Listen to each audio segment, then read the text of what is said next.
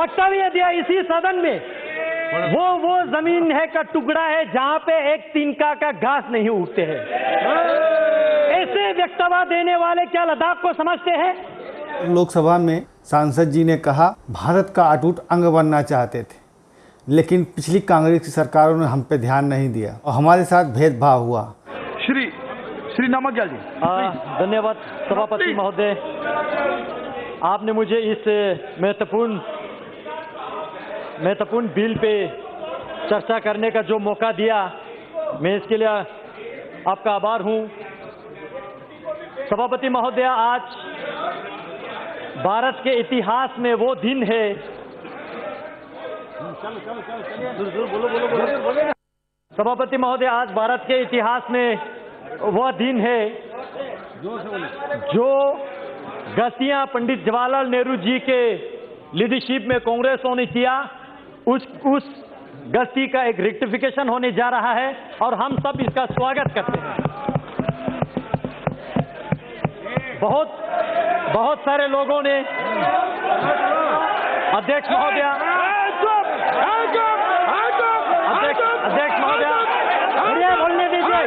बढ़िया बोलने दीजिए, आप लोगों का मैंने सुना, बहुत बोला आप लोगों ने बोला, बैठिए, बोलने दीजिए, सुनने की क्षमता रखिए, सुनने की क्षमता रखिए। अध्यक्ष जी, बैठिए, आप भी बैठ जाइए, प्लीज बैठ जाइए, आप भी बैठ जाइए, बोलने दीजिए। अध्यक्ष जी, हाँ बोलिए। पूरे चर्चा को मैं अच्छी तरह से सुन रहा था और बहुत लोगों ने, मुझे खुशी हुआ, बहुत लोगों ने लद्दाख, लेह, करगिल के जिक्र किया, लेकिन मैं जानना चाहता हूं क्या वाकई वो लद्दाख जानते हैं ये लोग?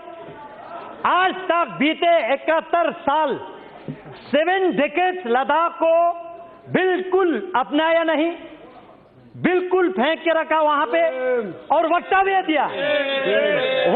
दिया इसी सदन में, वो जमीन है का टुकड़ा है जहां पे एक तिनका का घास नहीं उगते हैं।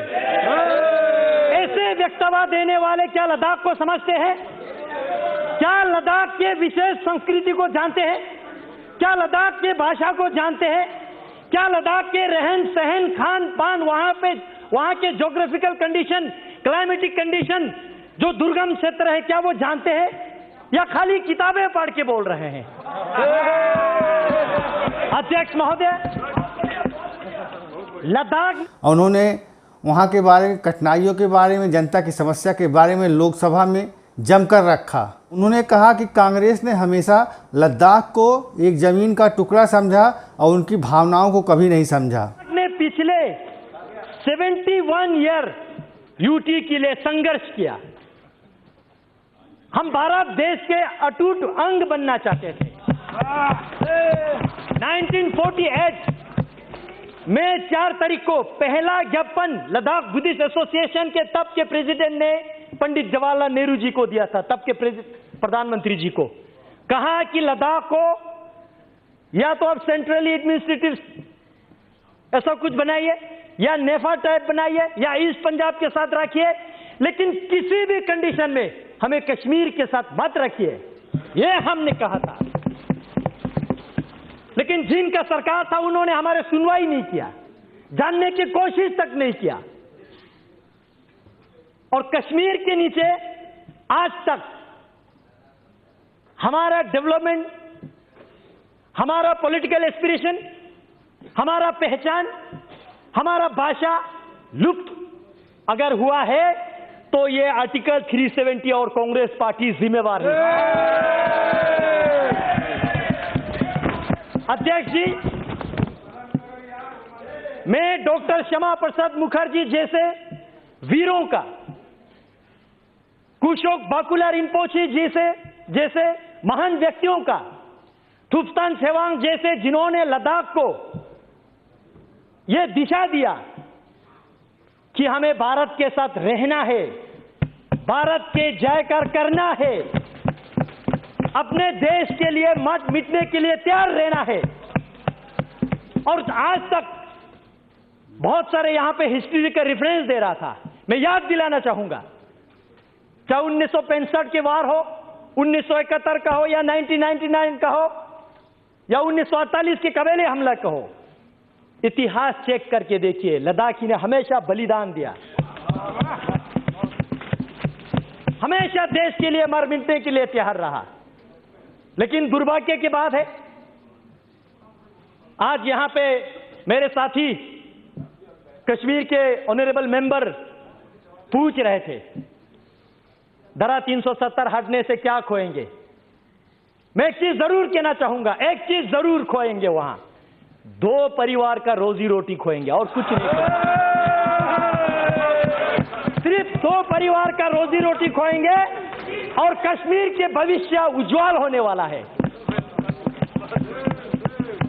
सभापति महोदय कारगिल के जिक्र कर रहा था यहां पे और सदन को मिसलीड करने की कोशिश कर रहा था। मैं कारगिल से चुन के आता हूं, मैं गर्व से कहता हूं कारगिल वालों ने यूटी के लिए वोट दिया है। मैं याद दिलाना चाहता हूं सदन को, 2014 के पार्लियामेंट्री इलेक्शन में यूटी हमारे लद्दाख के टॉप मैनिफेस्टो पे था और लद्दाख वालों ने, मेजॉरिटी ने यूटी के लिए वोट दिया। 2019 के इलेक्शन में फिर हमने यूटी को इलेक्शन मैनिफेस्टो में लेके आया और हमने दोनों डिस्ट्रिक्ट में, चाहे बुद्धिस्ट का हो चाहे मुस्लिम का हो, दोनों डिस्ट्रिक्ट में, लेह का हो करगिल का हो, हर क्षेत्र में हर लोगों के दरवाजे पे जाके हमने लोगों को यूटी समझाया ये क्या है और लोगों ने बड़ी बहुमत के साथ आज तक लद्दाख में जितना भी पार्लियामेंट्री इलेक्शन हुआ है रिकॉर्ड मार्जिन के साथ ये सदन में मुझे आने का लोगों ने अवसर दिया। लोगों ने नरेंद्र मोदी जी के सरकार पे विश्वास किया, लोगों ने इस यूटी को स्वागत किया। आज करगिल की बात कर रहे हैं, क्या वो जानते हैं ये करगिल? मुझे इस सदन में कहने के कोई संकोच नहीं है। तब के गृह मंत्री माननीय राजनाथ सिंह जी, लेकिन जब से केंद्र में आदरणीय नरेंद्र मोदी जी की सरकार आई है तब से उन्होंने लद्दाख के ऊपर काफी ध्यान दिया और लद्दाख का विकास हो रहा है। अब ले पधारे थे, all party parliamentary delegation Jammu गए थे, कश्मीर गए थे और आप ले आए थे तब के होम सेक्रेटरी के साथ। पूरे लद्दाख के हर पॉलिटिकल पार्टीज के, बीजेपी, कांग्रेस, पीडीपी, एनसी लेके, मैं कश्मीर की बात नहीं कर रहा हूं, वहां अलग वातावरण है, मैं लेके बात कर रहा हूं। और साथ ही साथ हर रिलीजियस ऑर्गेनाइजेशन के, चाहे लद्दाख बुद्धिस्ट एसोसिएशन हो, अंजुमन इमामिया एसोसिएशन हो, या मोनुल इस्लाम हो, क्रिश्चियन एसोसिएशन हो, हिंदू महासभा हो, सब ने एक ही आवाज में कहा कि हमें यूटी चाहिए। राजनाथ सिंह जी पूछ रहे थे और क्या चाहिए बोलो, और हमने कहा और कुछ नहीं चाहिए, सिर्फ यूटी चाहिए। हमने ये कहा था।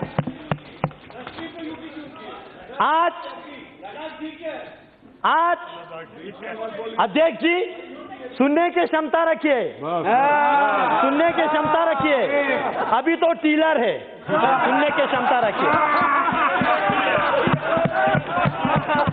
अध्यक्ष जी, लेकिन उस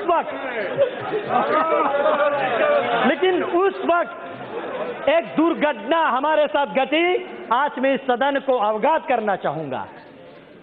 तब के ले में आपके एनसी के डिस्ट्रिक्ट प्रेसिडेंट, पीडीपी के डिस्ट्रिक्ट प्रेसिडेंट, जिन्होंने यूटी के मेमोरेंडम को साइन किया, उन लोगों को आपके कश्मीर के एनसी और पीडीपी ने वहां से प्रेस रिलीज जारी करके अपने पार्टी से बाहर निकाल दिया। आज डेमोक्रेसी की बात कर रही है लोग, लोकतंत्र की बात कर रहे हैं। क्या वो थे आपका लोकतंत्र? लोगों का आवाज बंद करना, दबे कुचाले रखना, ये आपका लोकतंत्र था क्या?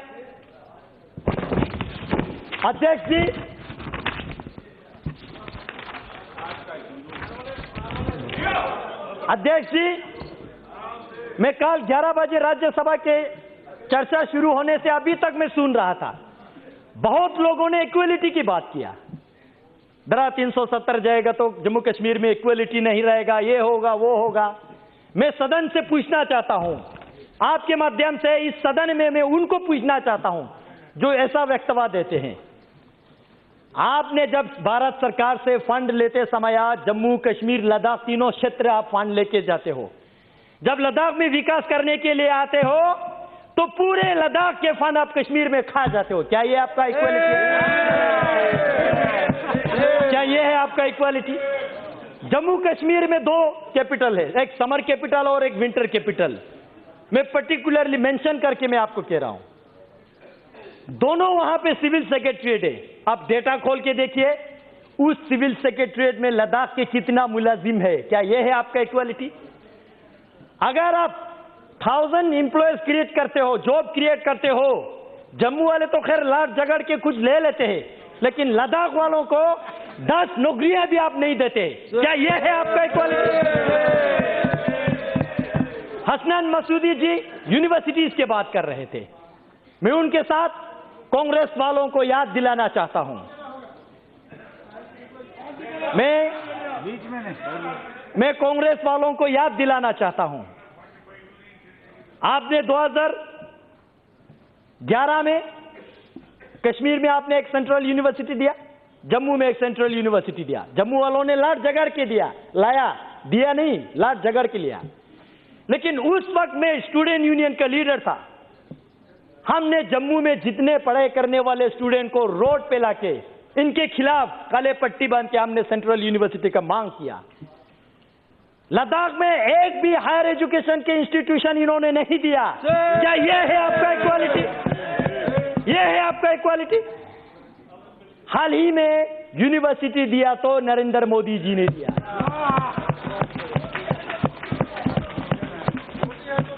मोदी है तो मुमकिन है सही में। कल राज्यसभा में कांग्रेस के नेता गला फट फट के कह रहे थे कि भाई लद्दाख के साथ क्या होगा, लद्दाख के साथ क्या होगा। मैं जानना चाहता हूं अध्यक्ष महोदय, आपके माध्यम से मैं जानना चाहता हूं, जब आप 2008 में जम्मू कश्मीर के चीफ मिनिस्टर थे, आपने वहां पे 8 नया डिस्ट्रिक्ट बनाया, जिला 4 आपने कश्मीर को दिया, तो जम्मू वालों ने लड़ाई किया तो 4 देना पड़ा।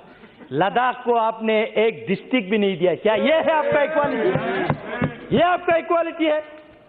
अगर आपको वीडियो पसंद आए तो लाइक करिए, सब्सक्राइब करिए। जय हिंद।